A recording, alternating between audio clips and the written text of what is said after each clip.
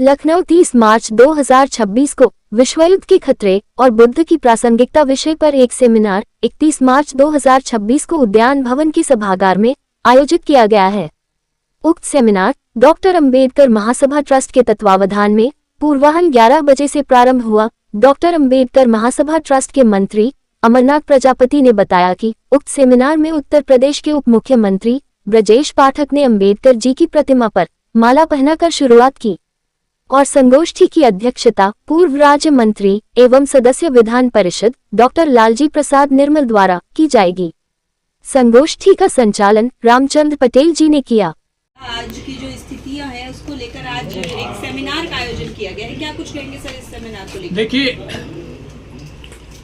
पूरी दुनिया विश्व युद्ध के मुहाने पे खड़ी है और ऐसे दौर में आवश्यकता इस बात की महसूस की जा रही थी कि इस संबंध में देश के बुद्धिजीवी नागरिकों को सचेत किया जा सके। इसी की कड़ी में आज अंबेडकर महासभा ट्रस्ट ने सेमिनार का आयोजन किया। विश्व युद्ध के खतरे और भगवान बुद्ध की प्रासंगिकता। रूस और यूक्रेन के युद्ध ने पूरी दुनिया को परेशान कर रखा था। वह युद्ध लगभग 4 साल से चल रहा है, वह समाप्त नहीं हुआ और इधर इजराइल और ईरान का युद्ध प्रारंभ हो गया और उसमें दुनिया की महाशक्ति अमेरिका के भाग लेने से पूरी दुनिया में विश्व युद्ध का खतरा उत्पन्न हो गया है। और खासकर से उत्तरी कोरिया का जो तानाशाह है वह लगातार धमकी दे रहा है कि हम कभी भी अमेरिका के ऊपर हमले कर सकते हैं। उधर रूस भी यूक्रेन को परमाणु धमकी दे रहा है और अमेरिका भी इस प्रकार की धमकी दे रहा है। और अगर परमाणु युद्ध छिड़ा तो दुनिया की आधी आबादी का विनाश हो जाएगा, धरती बंजर हो जाएगी, पशु पक्षी और मानव जीवन की हानि होगी। ऐसे समय में दुखप्रद जो प्रसंग है वो यह है कि हमारा जो यूनाइटेड नेशंस ऑर्गेनाइजेशन है, संयुक्त राष्ट्र संघ, वह पंगु हो गया है।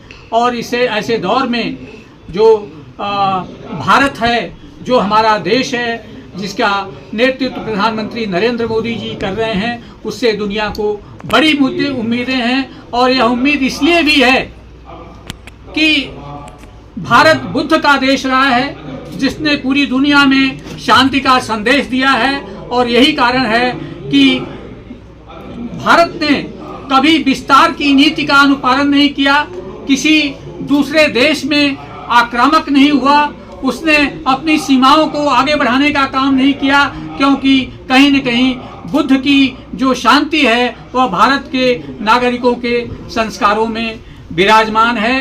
तो बुद्ध की जो शांति है, जो करुणा का संदेश है और जो हमारी विश्व बंधु की जो कुटुंबकम की जो हमारी भावना है, उसी भावना के तहत आज हम न केवल भारतवर्ष के बल्कि पूरी दुनिया के नागरिकों से अपील करते हैं कि वे इस युद्ध का विरोध करें और किसी भी हालत में यह युद्ध समाप्त होना चाहिए, वरना ये मानवता समाप्त हो जाएगी, यह दुनिया समाप्त हो जाएगी। इस पूरे युद्ध में आप भारत की भूमिका कैसे देखते हैं? और क्योंकि अभी तक कोई युद्ध के समर्थन में या विरोध में कोई स्पष्ट भारत की विदेश नीति या पीएम मोदी का इस तरीके से बयान नहीं आया। दूसरा यह है कि युद्ध शुरू होने से पहले ही इजराइल से 2 दिन पहले पीएम मोदी लौटे थे।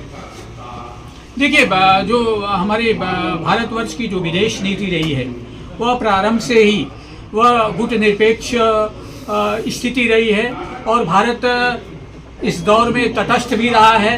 और भारत हर समय से कोशिश करता रहा है, चाहे यूएन में हो, चाहे दुनिया के किसी भी मंच पर हो, वह युद्ध के विरोध में एक शांति का माहौल बनाने का कार्य किया है। और हमें उम्मीद है कि प्रधानमंत्री नरेंद्र मोदी जी के नेतृत्व में दुनिया से अपील की जाएगी और निश्चित रूप से इसके सकारात्मक परिणाम मिलेंगे। और दिखाई भी पड़ रहा है, आप ये देख रहे हैं कि भारतवर्ष में इतनी आपदा के बावजूद, जबकि हमारे पड़ोसी देश पाकिस्तान में इसमें पेट्रोल की कीमतें आसमान छू रही हैं, लेकिन भारतवर्ष में ऐसा कुछ भी नहीं है, सब कुछ ठीक चल रहा है। पाकिस्तान तो और उसमें भारत की अर्थव्यवस्था हर चीज में जमीन आसमान का फर्क है, फिर ये पाकिस्तान से तुलना क्यों?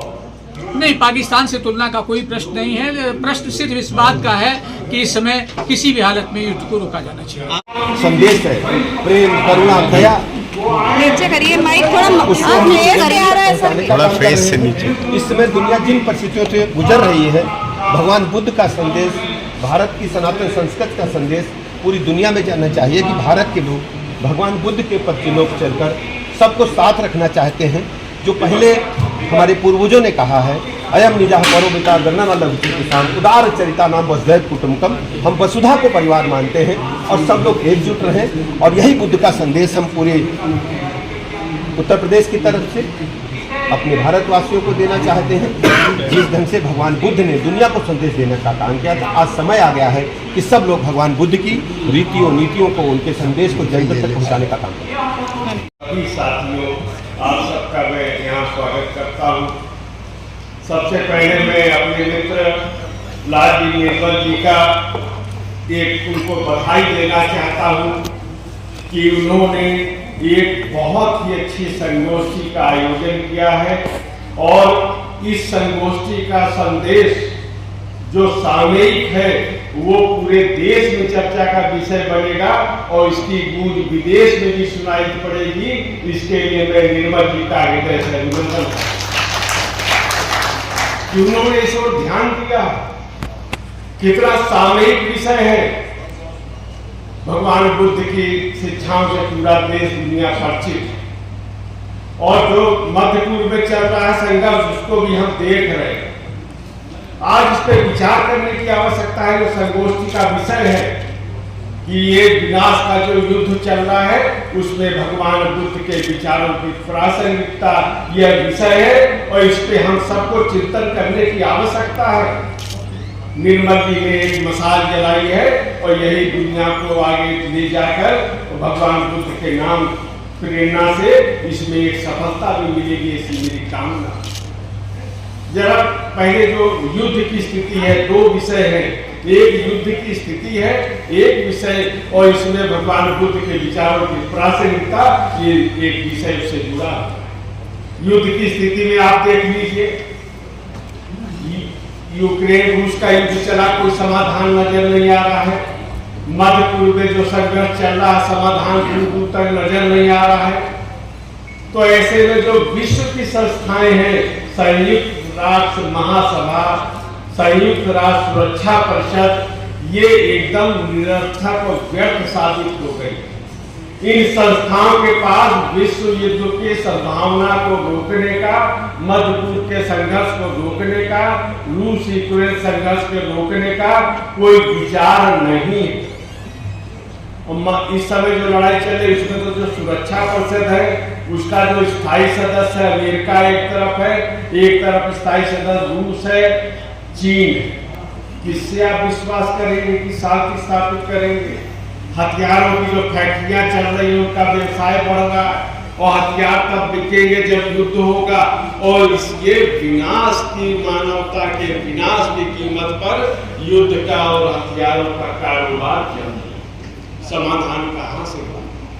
यह पूर्व कुलपति डॉक्टर आर.एस. कुरेल जी, प्रदेश के टिक्की के अध्यक्ष आदरणीय मनीष वर्मा जी, हमारे मित्र वरिष्ठ पत्रकार आदरणीय संतोष वाल्मीकि जी, प्रदेश अध्यक्ष महासभा आदरणीय प्रमोद कुमार जी, प्रदेश के महामंत्री आदरणीय अमरनाथ प्रजापति जी, सभी हमारे सामने बैठे मंच पर उपस्थित सभी भाई बहन, विशेष रूप से यहाँ उपस्थित सर्वेश पाटिल जी, रामचंद्र पटेल जी,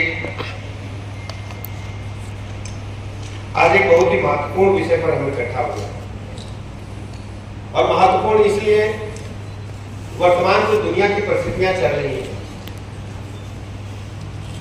दुनिया का कोई भी राष्ट्र अछूता नहीं है। भारतवर्ष से चूंकि प्राचीन काल से ही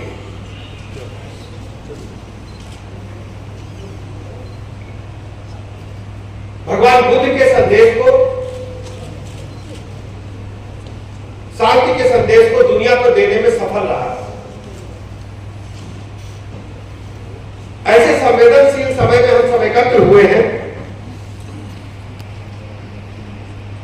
अखबार और टेलीविजन के माध्यम से महसूस होता है कि पूरी दुनिया आज बारूद के ढेर पर है। एक और आधुनिक तकनीक और हथियारों की ओर है, दूसरी ओर मानवीय संवेदनाओं का अभाव। ऐसे में हम सबका चिंतित होना स्वाभाविक है। इस भयावह परिदृश्य में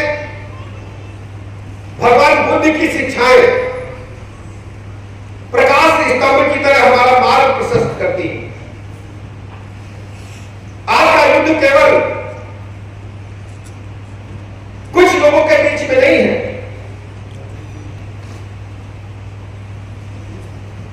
हमारे पास जो हथियार है, हमारे पास जो या दुनिया के पास जो हथियार है, दुनिया के पास जो ताकत है, वो शारीरिक बल के आधार पर नहीं है। मनुष्य ने जैसे जैसे प्रगति किया विज्ञान के आधार पर,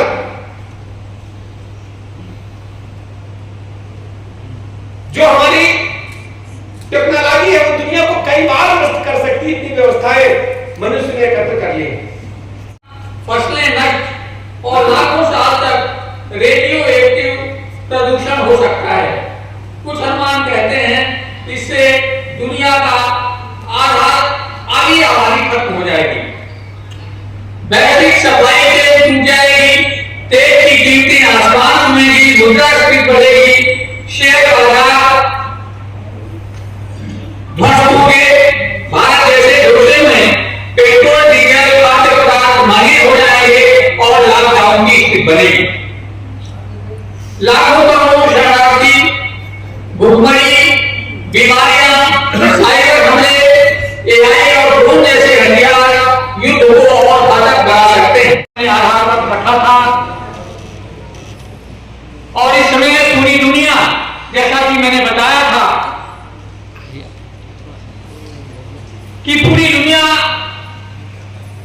विश्व युद्ध के मुहाने पे खड़ी है।